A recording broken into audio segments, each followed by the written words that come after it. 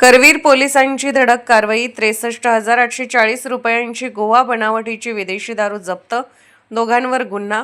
Karveer police ठाण्याच्या गुन्हे शोध पथकाने अवैधरित्या गोवा बनावटीच्या विदेशी दारूची विक्री करणाऱ्या इसमावर धडक कारवाई करत 63,840 रुपयांचा मुद्देमाल जप्त केला। या प्रकरणी दोघांविरुद्ध महाराष्ट्र दारूबंदी कायद्यान्वये गुन्हा दाखल करण्यात आला आहे।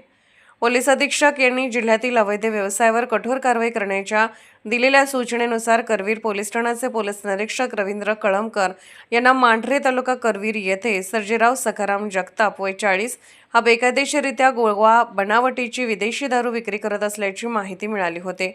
या माहितीच्या आधारे गुन्हे शोध पथकाने मांढरे येथे सापळा रचला। विजय मारुती पवार यांच्या जनावरांच्या गोठ्याबाहेर संशयास्पद हालचाली सुरू असल्याचे निदर्शनास आल्यानंतर पोलिसांनी छापा टाकला। यावेळी सर्जेराव जगताप याच्या ताब्यातून महाराष्ट्रात प्रतिबंधित असलेली गोवा बनावटीची विदेशी दारू असलेले बॉक्स जप्त करण्यात आले। जप्त मुद्देमालाची किंमत 63,840 रुपये असल्याचे पोलिसांनी सांगितले।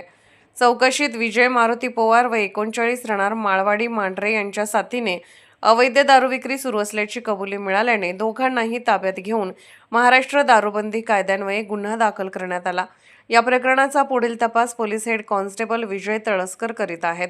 ही कारवाई पोलीस अधीक्षक नीलोत्पल, अप्पर पोलीस अधीक्षक अण्णासाहेब जाधव, उपविभागीय पोलीस अधिकारी अप्पासो पवार यांच्या मार्गदर्शनाखाली पोलीस निरीक्षक रवींद्र कळमकर व गुन्हे शोध पथकातील अधिकारी व कर्मचाऱ्यांनी केली। SK news Suresh Kamble, Kolhapur.